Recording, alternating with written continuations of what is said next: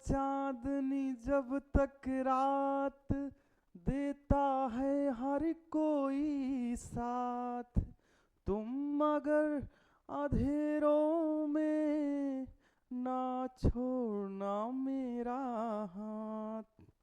हो चांदनी जब तक रात देता है हर कोई साथ, तुम अगर अंधेरों में ना छोड़ना मेरा हाथ। न कोई है न कोई था जिंदगी में तुम्हारे सिवा, तुम देना साथ मेरा ओ हम नवा। हेलो दोस्तों, एनकेएस लर्निंग कैंपस में आप सभी का स्वागत है। जैसा कि आपकी क्लास स्टार्ट होने वाली है, आपको थोड़ा एंजॉय मनोरंजन मैंने करवा दिया। चलिए तो चलिए अब आगे क्लास चलती है। आप क्लास पढ़िए, उसको दरवाजे ऑफ कर दीजिए। चलिए हम लोग चलते हैं भाई। हमने क्या आपको पढ़ाया था? हम आपको पढ़ा रहे थे भाई इनका नाम है विलियम वर्ड्सवर्थ। ये बहुत ही फेमस हैं, आपको बताना चाहेंगे। ये किस समय से बिलोंग करते हैं? रोमांटिक एज से।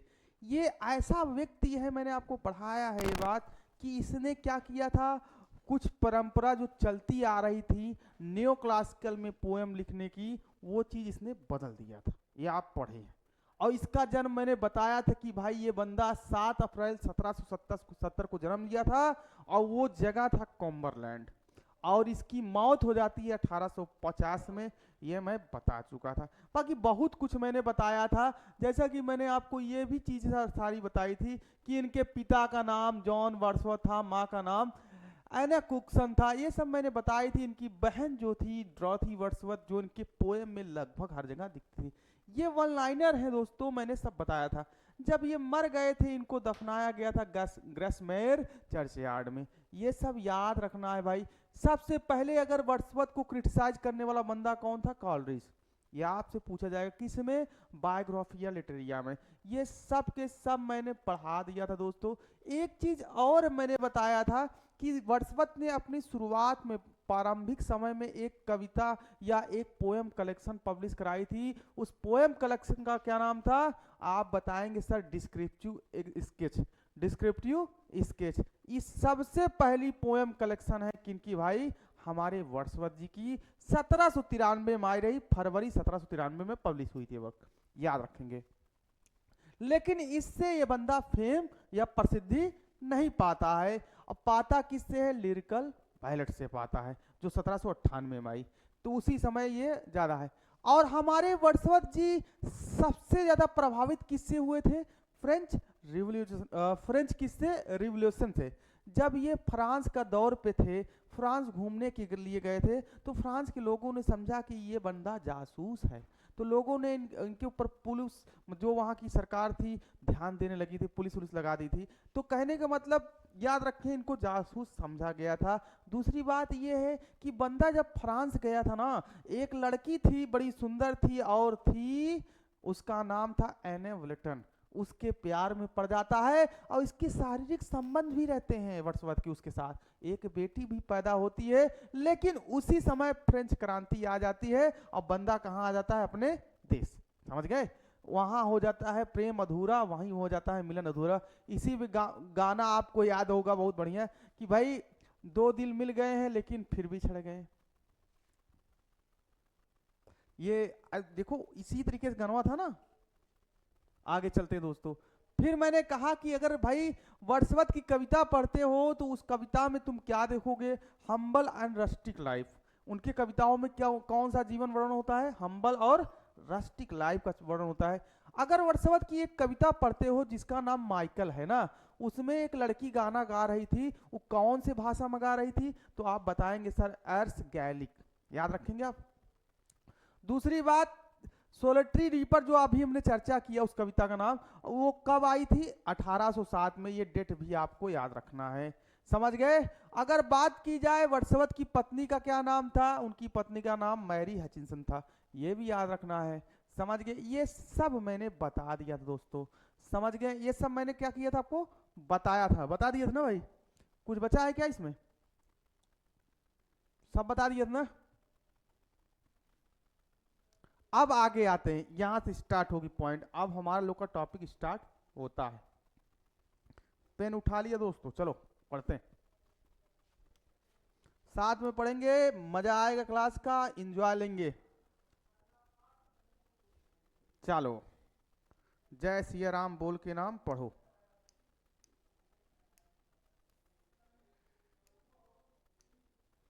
भाई हमारे जो ये प्रिल्यूड है, पहली बात अगर इसकी चर्चा हो दोस्तों तो ये कैसी पोयम है? पहली बात तो ये पोयम नहीं है, ये क्या है? ऑटोबायोग्राफी है, ऑटोबायोग्राफी है, याद रखना। मतलब अपने जीवन में जो उन्होंने अनुभव किया, कैसे जीवन जिया, कैसी कविताओं को लिखने लगे, वही चीज़ इसमें इन्होंने लिखा है। कैसे मेरा जीवन रहा, मैंने कैसे यूनिवर्सिटी में अपना जीवन गुजारा, किस तरीके मैं नेचर का पोएट बना, मतलब नेचर में मेरा कैसे मन लगा, ये सारी वर्णन आपको कहाँ मिलती है? इसमें। अगर आपसे पूछा जाए ये कब पब्लिश हुई थी, तो ये भी याद रखेंगे दोस्तों, ये 1850 में आई थी। कब आई थी? जब वर्ड्सवर्थ इसको पब्लिश नहीं करना चाहते थे, आपको बताएं, क्योंकि उनको लगता था कि इनकी पर्सनल लाइफ की बातें हैं, इनकी पर्सनल लाइफ इसमें काफ़ी ज़्यादा है, तो इनका विचारधारा इसको पब्लिश कराने का नहीं था, और ये अधूरी भी थी, आपको बताए अनफिनिश्ड में आती हैं। लेकिन जब वर्ड्सवर्थ की मौत हो जाती है तो इनकी पत्नी मैरी ने इसको पब्लिश किया था, याद रखेंगे आप, समझ गए? कब आई थी ये? 1850 में, ये डेट आप याद रखेंगे। और इसको पूरा, इसका पूरा नाम क्या है प्रिल्यूड का? तो आप बोलेंगे स्पिरिचुअल ऑटोबायोग्राफी ऑफ वर्ड्सवर्थ, ये इसका पूरा नाम है। प्रिल्यूड का पूरा नाम क्या है? स्पिरिचुअल ऑटोबायोग्राफी ऑफ वर्ड्सवर्थ, याद रखेंगे सब लोग दोस्तों। अच्छा ये बताइए, वर्ड्सवर्थ का अपने वर्ड्सवर्थ जो अपने पहले समय के जो कवियों में एक कवि था, अपना आइडल मानते थे, वो कौन था? वो मिल्टन था, याद रखेंगे, क्योंकि इन्होंने एक पोयम भी लिखा है, ऑन मिल्टन पे नाम की कविता भी इन्होंने लिखा है, याद रखें। तो किस वर्ड्सवर्थ किसको आइडल मानते थे? अपना महान कवि मिल्टन। लेकिन ये बताइए, मिल्टन के बीच में एक समय आता है नियो क्लासिकल, आपने अलेक्जेंडर पोप पढ़ा है, ड्राइडन पढ़ा है, इन लोगों को ये क्रिटिसाइज करते थे वर्ड्सवर्थ, कहते थे नकलची हैं, इन्होंने टोटल नकल ही किया है, लेकिन इन्होंने मिल्टन को ग्रेट माना है। मिल्टन एक ऐसा बंदा था, सारी दुनिया उससे खिलाफ हो गई, लेकिन वो एक सिद्धांत का बना रहा। ड्राइडन हुए, अलेक्जेंडर पोप हुए, इनके तो क्या है, जिंदगी में कुछ कर पाए क्या? भले बहुत नाम किए, लेकिन मिल्टन शेक्सपियर का कोई आज तक टक्कर दे पाया? इन्होंने जो काम किया आज तक कोई भी राइटर वैसा काम नहीं कर पाया। वर्ड्सवर्थ अच्छी तरह समझते थे मिल्टन महान इसलिए है क्योंकि इसके जीवन में इतनी मतलब इसके जीवन में इतने दुख वाले दिन आए, लेकिन इसने अपने दुखों को इतना डट कर सामना किया, और जिस धर्म का वो हमेशा पक्ष लेता रहा। क्या कहता था मिल्टन हमेशा, आपको भी पता है, मुझे भी पता, क्या करता था कि अपने प्रिंसिपल को फॉलो करता था। कहता है कि मैं धर्म को बहुत अच्छी तरह मानता हूं, लेकिन जो धर्म का दिखावा करते हैं हम उस धर्म को नहीं मानते हैं। ये मिल्टन का कहना। इसीलिए मिल्टन के आइडल थे इसीलिए वर्ड्सवर्थ के आइडल थे कौन? मिल्टन, याद रखेंगे। चलो भाई आगे चलते हैं। अब आगे बात है कि every great poet are teacher, कि हर एक महान कवि एक अध्यापक होता है, ये एक स्टेटमेंट है। आई विश टू बी, मैं भी बनना चाहता हूं, कंसीडर्ड एज अ टीचर, एक अध्यापक के रूप में, और एज नथिंग, और कुछ नहीं भाई, मेरे जीवन में यही है इच्छा। ये किसने कहा है? विलियम वर्ड्सवर्थ ने कहा है। ये लाइन आप याद रखें, बहुत अच्छी इंपॉर्टेंट लाइन है। मार दो स्टार भाई, स्टार मार दो। ये क्वेश्चन बन सकता है कि भाई हर कोई जो महान पोएट होता है वो क्या होता है? एक अध्यापक ही होता है। अच्छा बताइए, पोएट को उन्होंने अध्यापक क्यों बताया है? क्योंकि भाई आप सोचिए, एक कवि जब वर्क लिखता है तो उसके वर्क को कौन पढ़ता है? छात्र ही तो पढ़ते हैं, और बहुत लोग पढ़ के क्या करते हैं? सीखते हैं। जहां से कुछ सीखने को मिले किसी के द्वारा, और वो लिखा हुआ बंदा तो टीचर ही माना जाएगा, मानते हो नहीं? क्योंकि भाई आप भी पता है कि आप वर्ड्सवर्थ की कविता पढ़ते हैं तो क्या सीखते हैं भाई, हम लोग नेचर के बारे में जानते हैं, नेचर क्या है, हमारे जीवन का नेचर का अस्तित्व क्या है, हमने सीखा ना। तो टीचर का ही तो काम कर रहे हैं वर्ड्सवर्थ, हर एक पोएट क्या करता है, टीचर का ही काम करता है, याद रखें, ये तो गुरु ही हुए ना। इसीलिए कहा कि हर एक महान पोएट एक अध्यापक होता है, मैं भी एक क्या बनना चाहता हूं, अध्यापक ही बनना चाहता हूं और कुछ नहीं। ये लाइनें विलियम वर्ड्सवर्थ ने कही है, याद रखना, पेपर में आने के पूरे संभावना है इस लाइन को, ये इंपॉर्टेंट लाइन है, आपसे पूछ लेगा, तो आप इस पे ध्यान रखेंगे दोस्तों। आगे भाई, रॉबर्ट ब्राउनी कौन था, आपके मन में ख्याल होगा, ये बाबू आपको बताएं ड्रामेटिक मोनोलॉग लिखता था, लास्ट डचेस पढ़े होंगे, द लास्ट डचेस, तो उसी का क्या है, ये पोएट है, ये बहुत फेमस है, विक्टोरियन पोएट है। किसमें आता है ये, विक्टोरियन पोएट है। ये वर्ड्सवर्थ को क्या कहता है, वर्ड्सवर्थ को क्या एक लॉस्ट लीडर कहता है, याद रखना है। तो ब्राउनी ने, आपसे क्वेश्चन बनेगा ब्राउनी ने वर्ड्सवर्थ को क्या कहा है, तो आप बोलेंगे लॉस्ट लीडर कहा है। क्या कहा है, लॉस्ट लीडर, खोया हुआ नेता, हिंदी ने निकाला, अंग्रेजी में मतलब रखा समझ गए इसको, लास्ट लीडर। पीवी शैली ने भी कमेंट किया है, अब मजा आएगा, अब मजा आएगा, देखना। पीवी शैली ने भी किया है, क्या क्रिटिसिज्म किया है, क्या कहा है भाई, उन्होंने बोला है, देखो हमारे पीवी शैली ने वर्ड्सवर्थ पे क्रिटिसिज्म किया है, क्योंकि आपको भी पता है, मुझे भी पता है कि जैसे फर्स्ट जनरेशन जो था रोमांटिक एज का, उसमें Robert Southey, ST. Coleridge, William Wordsworth आते हैं, और सेकंड जनरेशन में कितने कौन आता है, आपके जॉन कीट्स, पीवी शैली, लॉर्ड बायरन आते हैं। तो क्या करते थे, सेकंड जनरेशन वाले फर्स्ट जनरेशन का मजाक उड़ाते थे, तो वही कहते क्रिटिसिज्म, क्रिटिक लिखते थे, क्रिटिसिज्म करते थे, सॉरी यही करते थे। आपको बताएं क्या कहें, पीवी शैली ने भी क्या किया, क्रिटिसिज्म किया है, किस पे, वर्ड्सवर्थ पे। वर्ड्सवर्थ को कहा है कि वो एक नैतिक हिजड़ा थे हिजड़ा बोला है, किसको बोला है, पीवी शैली ने मजाक नहीं उड़ाया है वर्ड्सवर्थ का, सीधे सीधे मजाक उड़ाया कि भाई वो क्या था, एक मॉरल इनक था, क्या था वो, मॉरल इनक, हिजड़ा ना बोले अच्छी बात नहीं है, आप उसे इंग्लिश जाने। तो पीवी शैली ने वर्ड्सवर्थ का क्या क्रिटिसिज्म किया है, ये मॉरल इनक बोला है, याद रखेंगे आप। वर्ड्सवर्थ, अब यहां फिर से क्रिटिसिज्म बात कर रहा हूं, ये सब पेपर में आने के पूरे चांस है दोस्तों, याद रखना है। वर्ड्सवर्थ को कौन पुकारता है कि भाई क्या कहता है, इंग्लिश पोएट्री के सबसे महान क्या है, ग्लोरी मतलब एक प्रकार से महान व्यक्तियों या महान प्रशंसा, महान झलक देखने वालों में से एक हैं, ये कौन बोलता है बताओ, ये मैथ्यू अर्नाल्ड बोलता है, ये भी विक्टोरियन एरा का पोएट है, याद रखना है। इसकी सबसे फेमस एक पोएम है डॉवर बीच, आप पढ़ लीजिएगा, मजा आएगा, समझ गए। तो ये मैथ्यू अर्नाल्ड ने वर्ड्सवर्थ को क्या कहा है, one of the chief glories of English poetry, की भाई इंग्लिश पोएट्री का ये चीफ ग्लोरीज में एक है, समझ गए। ये किसने बोला है, मैथ्यू अर्नाल्ड ने वर्ड्सवर्थ को बोला है। आपसे पूछ लेगा डायरेक्ट पेपर में कि ये लाइन वर्ड्सवर्थ को कौन बोला है, डेडिकेट किया है, तो आपको फटाक से उत्तर दें भाई मैथ्यू अर्नाल्ड बोला है। आते हैं पेपर में, पेपर में जबरदस्त क्वेश्चन बनते हैं, आप उठाइए पेपर, खुद दिख जाएगा। हम जितने भी यहाँ पीडीएफ क्वेश्चन लिए बाबू, सब पेपर में आने के संभावना है, फालतू क्वेश्चन मैं नहीं लेके आता। आगे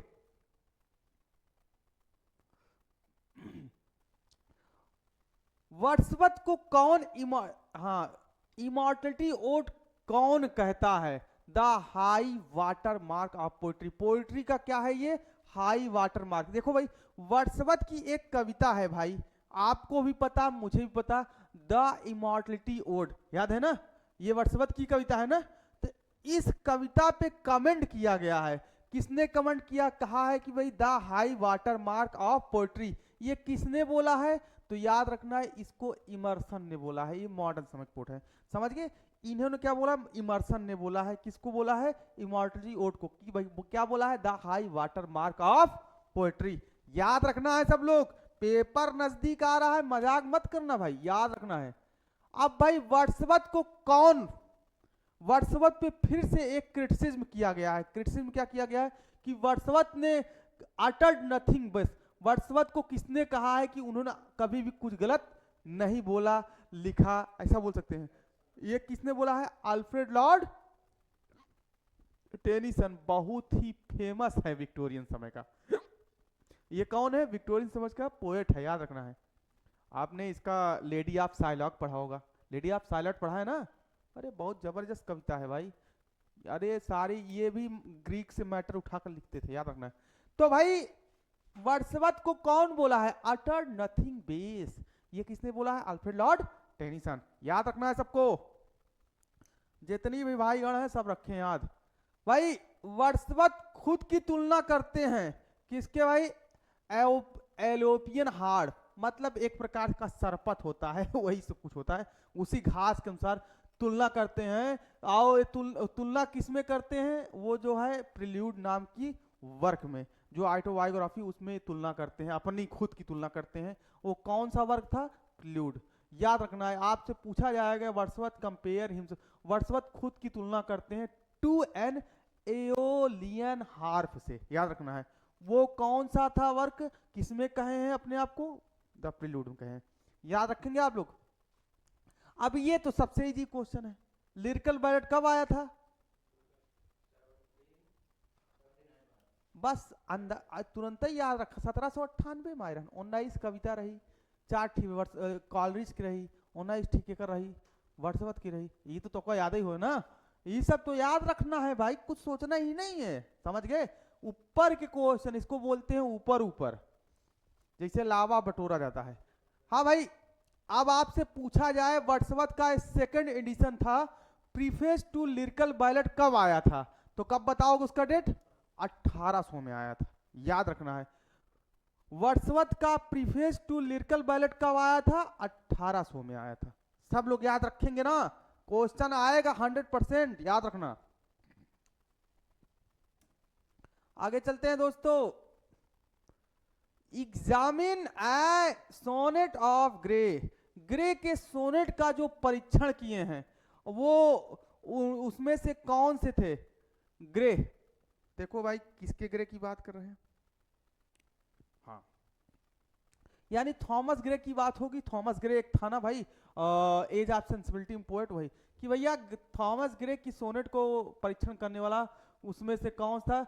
रिचर्ड वेस्ट पर जो लिखी गई कविता है वो थॉमस ग्रे पे कुछ बातें करती है, थॉमस ग्रे पे बातें करती है। ये क्वेश्चन बहुत डिफिकल्ट है, आप नहीं बना पाएंगे क्योंकि ये थोड़ा अपर लेवल का बन गया, लेकिन फिर भी जान लीजिए कि भैया थॉमस ग्रे कौन था। आपने कभी न कभी अपने इंटर में पढ़ा होगा। क्या पढ़ा होगा? एक कविता थी an elegy written in country churchyard. क्या आपने नाम सुना है इसका? नहीं सुना होगा ना। NLG रिटेन कंट्री चर्चयार्ड, इसको थॉमस ग्रे ने लिखा है। तो थॉमस ग्रे पर कुछ लिखे थे हमारे वर्ड्सवर्थ जी भी, वो कौन सा था भाई? On the death of Richard West, इसी में उन्होंने इनको भी शामिल किया है, याद रखेंगे। कॉलरिज वर्ड्सवर्थ का दोस्त था, बिल्कुल सही भाई, क्यों नहीं, दोस्त ही था, हमको पता है। लेकिन ये पूछ रहे हैं कि हम कॉलरिज की मौत कब हुई थी? बताओ भाई, कॉलरिज की मौत कब हुई थी? 1834 में। वर्ड्सवर्थ की मौत कब हुई थी बताओ? याद रखना, कॉलरिज की उनके दोस्त हैं, उनके दोस्त की मौत उनसे पहले हो गई थी। 1834 में ही कॉलरिज अलविदा कर दिए थे, कहे कि बहुत भयंकर नशेड़ी रहन, समझो, बहुत भयंकर फूकते थे, अब चरस वस का नशा करते थे, समझ गए? तो ये बहुत जल्दी चले गए नशेड़ी में। लेकिन वर्ड्सवर्थ नहीं करते थे नशा, वो ज्यादा जिए थे, 80 साल तक, पता है आपको? 80 साल जिए था 1850 में। इसीलिए अपने जीवन में कभी नशा मत करना दोस्तों, नशा करने वाला व्यक्ति ज्यादा जी नहीं पाता। तुम्हारे सामने एग्जाम्पल रिजल्ट सामने है। वर्ड्सवर्थ कितना जी के गए? 80, लेकिन ये बंदा उनसे छोटा होकर के 1834 में ही चला गया। हो गया भाई। वर्ड्सवर्थ ने एक क्या भाई, एक शेष ग्रह शामिल किया है अपने क्या भाई to the preface of trace में, कि भाई पता लगाने के लिए कि out the history of poetic diction and to point and defeats the new classical poetic diction. क्या बोल रहा है, मेरी बात को समझे। जो वर्ड्सवर्थ थे, कहीं ना कहीं आपको पता है न्यू क्लासिकल पोएट के सारे क्या करते थे, उन पे क्रिटिसिज्म करते थे, वो उनको पसंद नहीं करते थे कि वो नकलची थे। लेकिन इन्होंने कुछ लिखा भी है, उन्होंने शेष संग्रह को जोड़ा है किसमें भाई? पोएटिक डिक्शन के इतिहास का पता लगाने के लिए अपने प्रीफेस शेषग्राह में ऐड किया है। और वो कहां से मैटर लिए हैं, वो 2 पॉइंट डिफेक्ट्स, जो डिफेक्ट्स दिखाने के लिए, पॉइंट दिखाने के लिए, वो कहां से मैटर आया है, the new classical poet diction में आया है। उन्होंने वहां से कुछ अध्ययन किया है और खूब धुआंधार क्रिटिसिज्म किया है, लेकिन अलेक्जेंडर की तारीफ भी की है, याद रखना है, ऐसी नहीं केवल क्रिटिसिज्म की है। चलो भाई आगे चलते हैं, इसको मत ध्यान देना, ये क्वेश्चन नहीं आने वाला है समझ गए, क्योंकि ज्यादा कठिन क्वेश्चन नहीं बनाएगा पेपर में। चलो भाई ये लाइन बताओ तुम कहां से आई है। No pleasant images of trees of sea और sky, no colours of green fields but huge and mighty form that do not live like living man. ये लाइन कहां से आई है बताएंगे आप। क्या कह रहा है भाई, कोई खुशी नहीं है, पेड़ों के चित्रों या इमोजन में हमें कोई खुशी नहीं दिख रही है। सी ऑफ, समुद्रों या आसमानों, कोई कलर नहीं दिख रहा है। अब इसका मतलब है संसार में लोग प्राकृतिक पे इतना ध्यान ही नहीं दे रहे हैं, दुनिया दिखावे पे मर रही है, इसका क्या मतलब होगा, इसका दूसरा अर्थ ये होगा।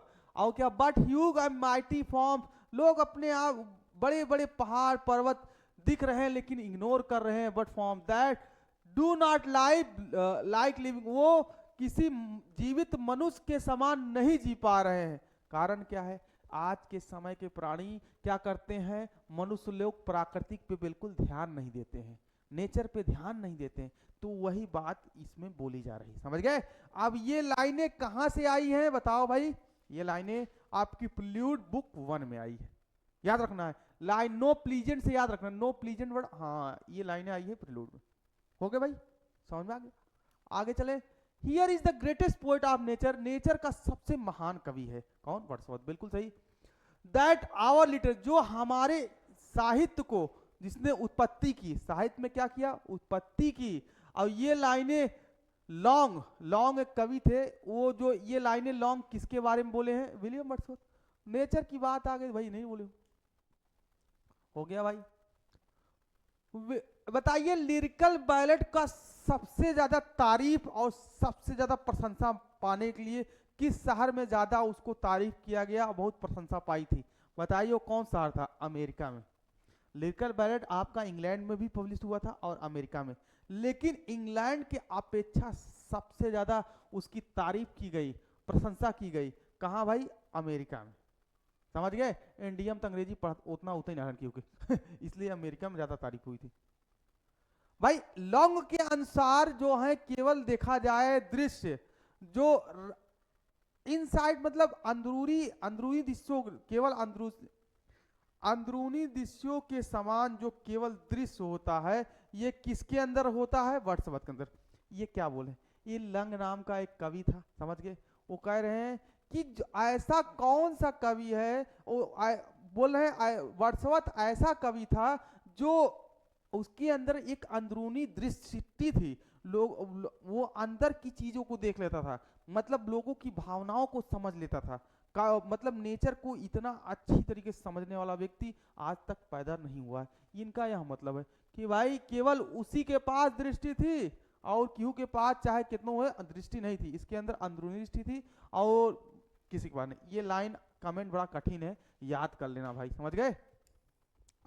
वर्ड्सवर्थ को कौन कहा है कि भैया वर्ड्सवर्थ का इतिहास, वर्ड्सवर्थ को कौन पुकारता है, क्या कहता है, द हिस्टोरियन ऑफ वर्ड्सवर्थ शायर, द हिस्टोरियन ऑफ वर्ड्सवर्थ शायर किसे कौन कहता है, इनको लॉवेल बोलते हैं, याद रखना है। द हिस्टोरियन ऑफ वर्ड्सवर्थ शायर कौन बोलता है इनको, लॉवेल। बड़ा खतरनाक ना, क्रिटिसिज्म में इतने कठिन पूछी ना, फेमस ही पूछता है, फिर भी हम बता दे रहे हैं, समझ गए। A large portion of Wordsworth work, Wordsworth के वर्कों का सबसे बड़ा भाग जो कौन सा था, वो क्या था भाई, यूनिस्पायर था, या उसमें मौजूदी है। अब देखिए ये समझने का प्रयास करें, थोड़ा कठिन है मेरी बात। वर्ड्सवर्थ की सारे कविताओं में अधिकतर क्या दिखती है, आप बताइए भाई। वो कहीं ना कहीं नेचर के प्रति अपना प्रेम दिखाते हैं, कुछ लोगों से दुखी रहते हैं। आज के मानव जो रह रहे हैं उनके प्रति वो दुख वर्णन करते हैं। क्या कहते हैं? कहते हैं कि आज के मानव नेचर पे ध्यान नहीं दे रहे हैं। तो उनके सारे वर्कों में क्या दिखती थी? मायूसी दिखती थी। उस मायूसी को अंग्रेजी में क्या बोलते हैं? पढ़ लो भाई, बड़ा कठिन वर्ड मीनिंग है, यूनी इंस्पायर्ड। याद रखना, इसको याद रखना। तो यही बोल रहे हैं कि वर्ड्सवर्थ के सारे वर्कों में सबसे ज्यादा हिस्सा क्या दिखता है? उनमें मायूसी दिखती है। वो लोगों के प्रति नाराज हैं। आज की दुनिया जो रह रही है उनसे नाराज है। वो कह रहे हैं कि हमें नेचर ने उत्पन्न किया, बनाया, और नेचर पे लोग आज ध्यान नहीं दे रहे ना। ये बात आ जाती है।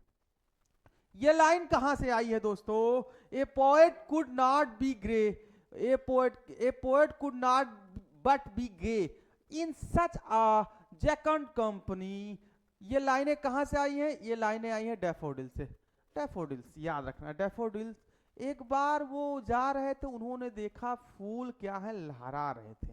तो उन्होंने, जानते हो प्राकृतिक के कवि है, यही है हमारे वर्ड्सवर्थ, देख के उनका मन लहरा गया, इसीलिए उन्होंने वहां पे पोएम लिख दिया। वो पोएम थी डैफोडिल्स, याद रखना। और डैफोडिल्स फूल को कहते हैं, याद रखना है आपको, समझ गए? ये लाइनें कहां से आई हैं? A poet could not but be gay in such a jocund company. कह रहे हैं भैया एक कवि यह जान ही नहीं सकता, गे ही नहीं कर सकता, वो एक जैकंड कंपनी थी, मतलब वो एक फूलों को समूह को बोल रहे हैं, समझ गए? ये लाइनें कहां से आई हैं? डैफोडिल से आई हैं। ये सब तो का कौन टीचर नहीं पढ़ाओ, जो पढ़ाओ थी। हम बहुत कठिन कठिन चीज पढ़ा रहा हूं, समझ गए? ये पेपर में आने की पूरी संभावना है। भाई वर्ड्सवर्थ को कौन क्रिटिसाइज करता है? क्या करने के लिए?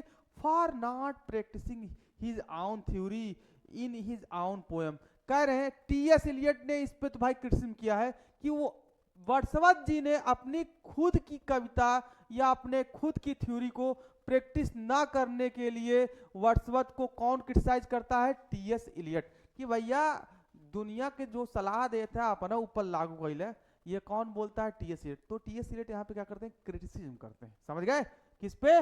वर्ड्सवर्थ पे। कि वर्ड्सवर्थ इतना अच्छा खासा प्रिल्यूड लिखे हैं, उसमें बताए हैं, लेकिन उन्होंने अपने खुद के जीवन में ऐसा किया है जो इतनी बड़ी बात बोलते हैं, लेकिन ये गलत था, वर्ड्सवर्थ वास्तव में किया।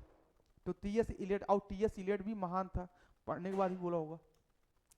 Just for a handful of silver he left अस। कि भैया एक मुट्ठी भर जो चांदी के लिए ही लेफ्ट अस, हवा हमें छोड़ दिया। Just for revenge to stick his coat, की अपने कोट में। ये कौन बोलता है? वर्ड्सवर्थ के लिए लाइन बोली गई है, लेकिन हमारे रॉबर्ट ब्राउनी ने अपने लास्ट लीडर में लिखा कहा है। इसको कहाँ कहा है? Last leader. उनकी कविता थी, रॉबर्ट ब्राउनी ने उसमें बोला है, याद। There neither nor can any essential difference between language of prose, material composition। ये आपकी प्रिल्यूड की लाइन है। उन्होंने कहा कि मैंने पोएट्री को इसलिए चुना क्योंकि पोएट्री जो है मेरे हृदय से जुड़ी हुई है, मेरी फीलिंग से, और प्रोज से कई बेहतर होती है, प्रोज वर्क से कई बेहतर होती है। तो ये लाइनें जो हैं आपके वर्ड्सवर्थ ने बोली है, याद रखना है, समझ गए? आगे भाई, the still sad music of humanity, the famous line from. कि भैया अभी भी संगीत या ह्यूमनिटी की जो संगीत दुखी कर देती है, ये लाइन कहां से आती है? ये लाइन कहां पे आई है? याद रखेंगे, ये लाइन कहां से आई है?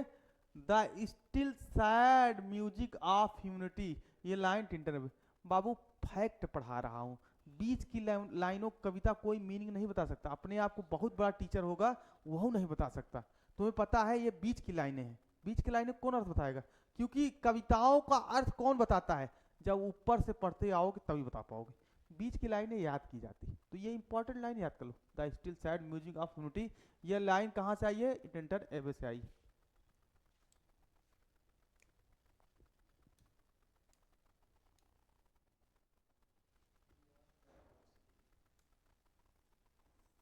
और भी है, we are let sleep the in body and become a living soul.